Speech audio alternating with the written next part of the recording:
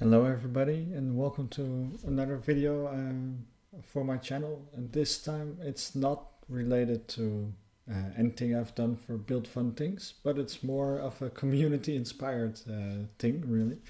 In my video explaining my Emacs configuration, I referenced an article that was posted that same day. And later on I found the same article on Reddit to be quite some form of flame war. But people have strong opinions, let's keep it at that. So there's a lot of discussion going on Reddit about Emacs being hard to enter for a newbie Clojure developer, and that we should all just do something else. As I'm an avid Emacs user, I got quite curious what it would be like for somebody with absolutely no experience to come in and try to set up a Clojure environment. So in order to figure this out, I decided let's scrap all my Emacs configuration and let's start from scratch. And I guess we can learn a lot of things from it. For one, new users can use it as a form of starting point. Two, we can learn from things that I run into, how we can improve the situation for new users. So let's get started. Let's see what happens. All I've done so far was boot up Emacs. And I've started a command log so that you can see what commands I'm executing as a reference. So for first, some backstory. I've been using Emacs for 16 years or so.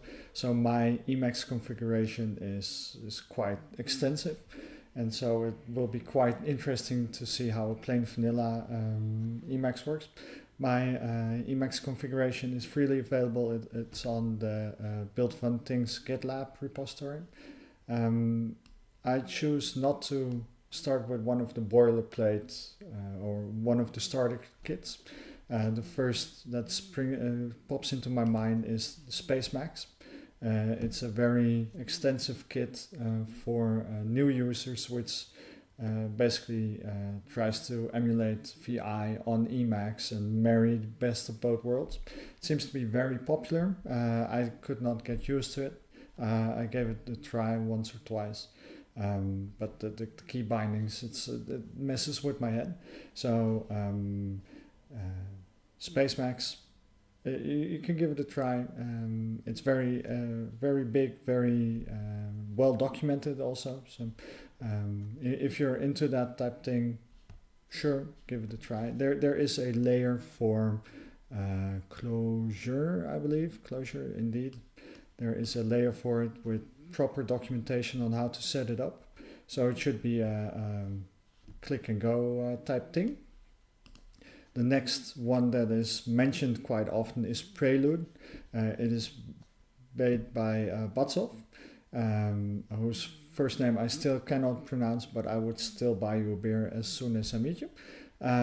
Prelude is a starter kit for somebody who wants to use Emacs as Batsov has decided it should be. Most people probably fill right away because there is this guru mode. Where are you?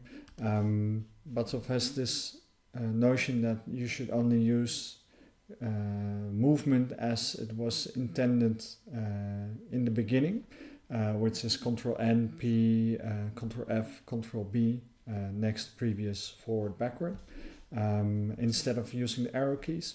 So you will get warnings. I think it will will be quite an interesting experience when you try that for the very first time. So also not starting that.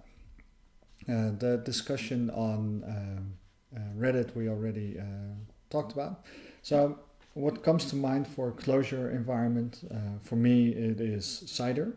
Then being able to use par edit.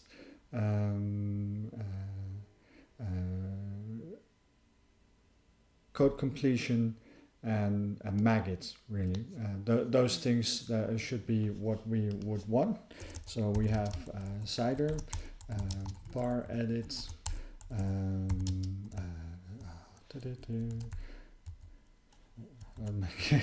the Mac key binding is also strange at the moment. So we have that. We have company mode, which is completion engine, and then we want maggot, right? So the first thing that people will do is to go to the Cider website, and it says Cider is available on two major package L community maintained repos, Melpa stable and Melpa. I know this already because we talked about it earlier. And then it says you can install Cider with the following commands. So package install. So I would think a new user would just do this. Package install. There we go. Boop. And then it says install package Cider. And it says all right, so maybe they will figure out list packages. I should increase the font here. There we go. So we should do list packages. How do I? Oh no. Oh, there we go. Can I also increase this? Yes, there we go. So if you do list packages, you will find nothing. And that is because there is this important remark here. It says on a community maintained repos. But that means that you need to go to this community maintained repo and say, I'm interested in Cider. And then you find Cider here and you will be pointed here. All right. And then it says there's finally step 3 already. And there's some good instruction. It says add to list package archives Melpa stable and Melpa itself. And it says Melpa first, which is the unstable branch. I would prefer to have it the other way around. But it says Melpa stable. Let's use a little bit of insight and say we want this. All right, so how does this new user figure out where to put this, right? It's a thing to think about. So we pasted it. We have the we added the package. So now with list package, what will happen? Nothing, I guess, because we need to refresh the package contents. So refresh package, refresh contents. So this is not very, I guess a new user would close it and start it again. So list package. Let's increase the font. All right, so now we will have Cider stuff, right? Yes, Cider stuff 013, lucky number 13. So we will also have par edit, I would think, par edit. Also, what was the other thing? I forgot. That's why I wrote it down. Company mode, yes. Company modes. Where are you? Company this, company that. There we go. It's actually in a GNU as well, so it would have been found the first time. But let's just say Melpa stable, because we roll that way. There's no specific package for Clojure. And we want maggot. Come here, maggot. Which is also only in Melpa stable, so we will install it. Yes, install everything. Save it. Yes. So it goes and installs the files, the packages. And it says it's done, operation finished, installed 4. So, awesome. We are ready to roll, I think. Does it say anything? No, it says it should. It goes on to say that since the newer versions of Cider, it will install dependencies itself. So I have this project that we've been working on in my live coding series. So let's open that one up. Build fun things, projects, Clojure, trivia. It's a trivia game in case you have not followed along. So there's a project file. It's nothing too spectacular. One thing to note, I started Cider. A new user would not know what to do except for having this Cider thing here. In case you are a new user and you're looking at this video trying to figure out how Emacs works, this command buffer here shows you the commands that I'm executing. So it says Ctrl X, Ctrl F, and that resolves to the function find file. So if you have started Emacs but did not follow the tutorial, that's how you open a file. You can also do it through the menu, I guess. But, all right. So the Cider menu, it says start a REPL and start a REPL and a Clojure script REPL. Let's assume this user is trying to follow along with my live coding series, and then we want a Clojure REPL and a Clojure script REPL, which also becomes very interesting at one point for me. So we started, and then from the bottom here we see that it says starting an nREPL server, and I would have expected an error here because the Leiningen is not on a normal path. I did a brew install Leiningen, and that puts it outside the path that is available to the normal application. So I'm wondering if there is some residue from something else.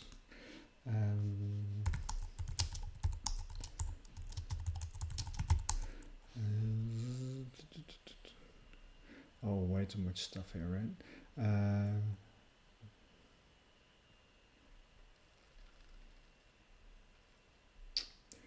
Or it is because I updated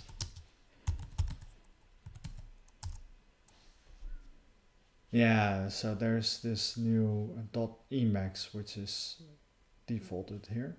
So that's not entirely fair.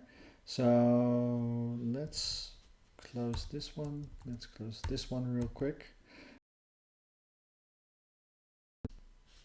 All right, I'm back. There was a residual file first attempt, which actually set the path to Leiningen. So I removed it, I restarted Emacs, and I noticed something odd quite immediately after loading the project file. Previously it had a Cider entry in the menu, now it only has a Clojure entry in the menu, which means that you actually need some more information in order to start your Cider session, which is also not in the documentation. So that is quite interesting for the starting user. So I know that we need to do Cider jack in. It probably is also in the Cider jack in, right? It says Ctrl C meta J. So, and for the Clojure script entry, it should be the capital J, right? So Shift Alt J. So let's give that a try. And then it has a nondescript error saying wrong type argument RAP nil, which is actually a bug that I filed for Cider, which already turned out to be solved in version 14.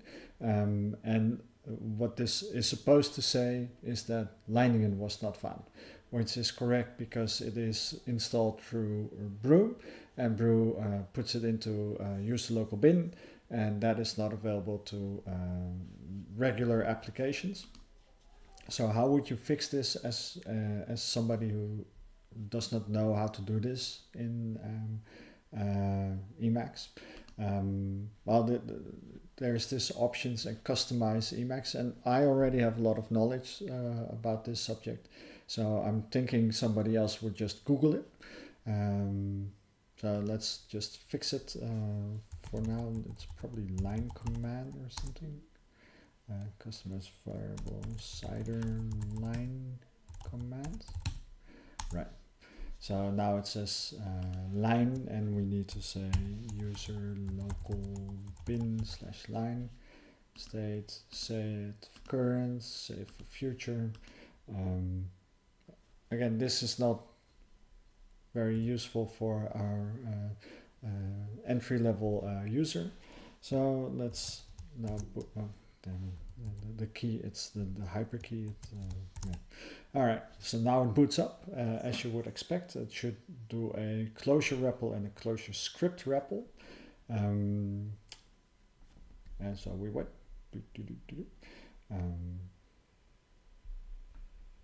What we installed was, of course, a package for par_edit and a package for company. So I'm wondering if we need to do any more configuration for par_edit, because we probably need to bind it to the prog mode, or at least the list mode. Hi cat, can you go away? Anyway, the cat's here. Emacs par_edit. Par_edit. Blah blah blah. I will let the cat out real quick. Alright, another edit info. Alright, so the REPL has started, and we should have two, right? Switch buffer. Alright, there we go. Yeah. So we have Clojure script REPL and a Clojure REPL, and in my project, the Clojure script REPL automatically starts figwheel. Figwheel, and it does that by setting the Clojure script lane REPL function variable. So we go into init.el.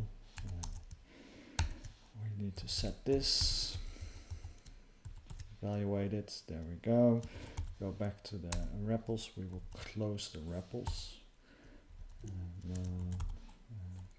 CLJ, project CLJ. Kill the REPL. Kill it. Be real quick. Oh, yeah. It's the hyper button. I rebound it in my own configuration, so now I need to. Third time is charm. Alright, so the REPLs are booting again. Par_edit, the Emacs wiki, which is an invaluable resource for Emacs users, so a new user would eventually get here. It has a lot of configuration, or some entries that says, well, for these modes it makes sense to enable par_edit mode. So what we should see now in the Clojure script REPL, which is this REPL obviously, it should actually start up figwheel. And there we go.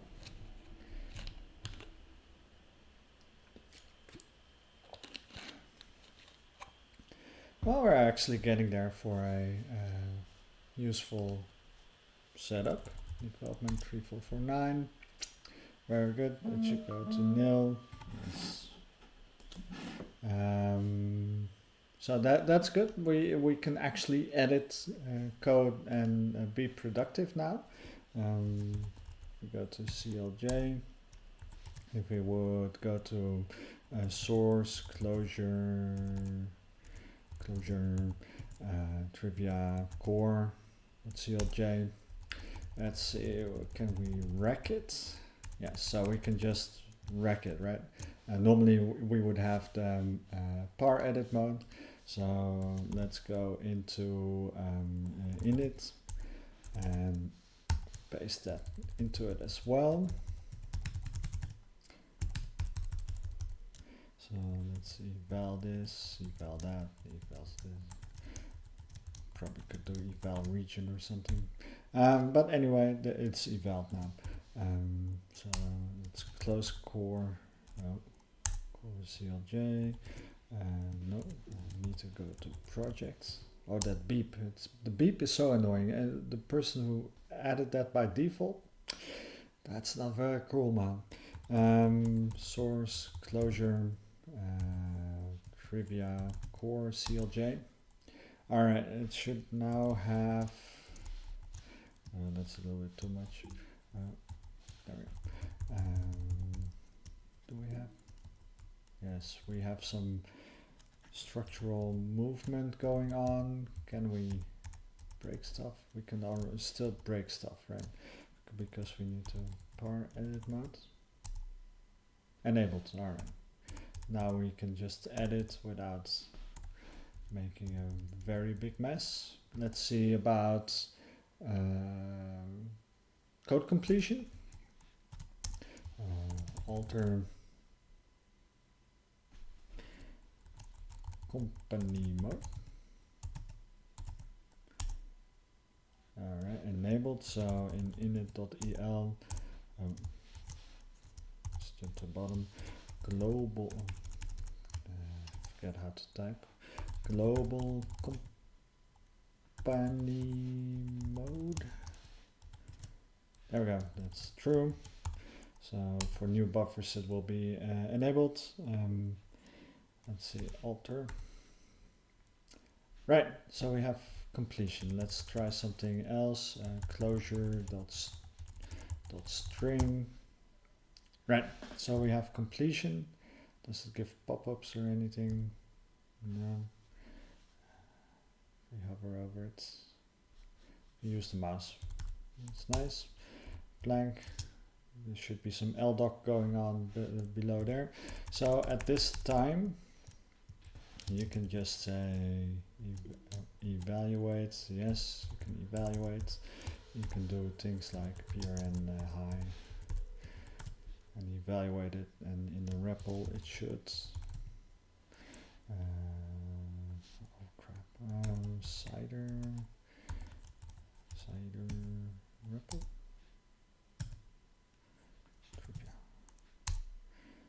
Yeah, it says hi, so that's all good. And then you have made your changes, and now you want to add it to source control and maggot. Maggot, yeah, what would it be, right? Maggot mode?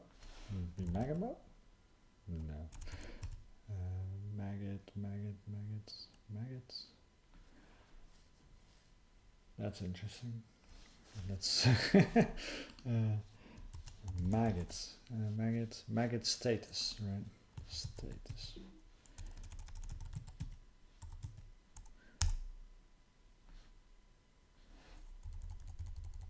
So let's say we want to do a div, and div twim. All right, that works. So it did all the good things. Beautiful. So what we now have is a working cider environment with par edit, company mode. We have maggot installed. But it took quite some time, I think, right?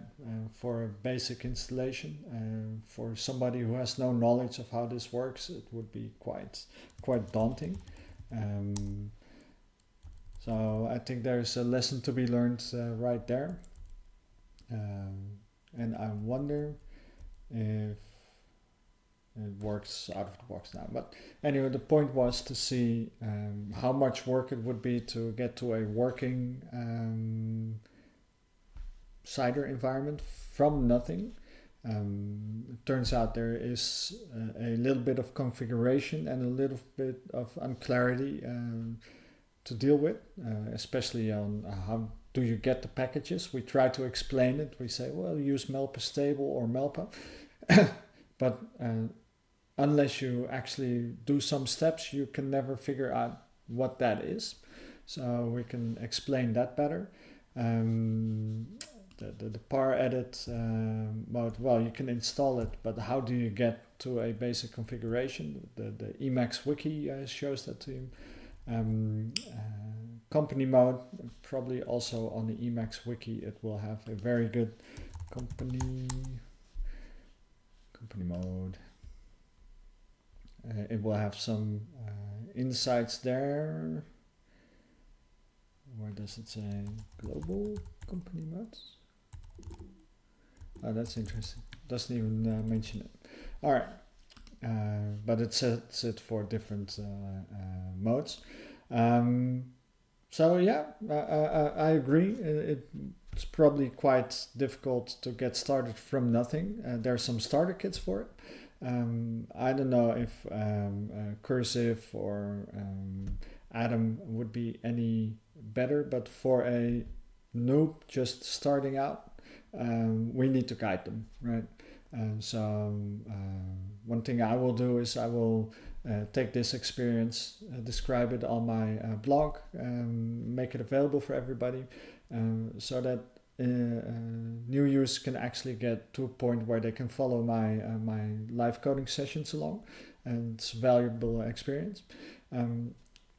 Perhaps you would be inclined to actually, for the other editors, to create a similar video or story of how to get started from a basic zero part to get to a point where you can actually do some work. That would be quite interesting and allows people to just figure out for themselves what is interesting instead of having us tell them, well, use Emacs, use Cursive, use Spacemacs, use Notepad. We should strive to promote the language and not worry about things like editors. But let's help everybody. So if you like it, press thumbs up.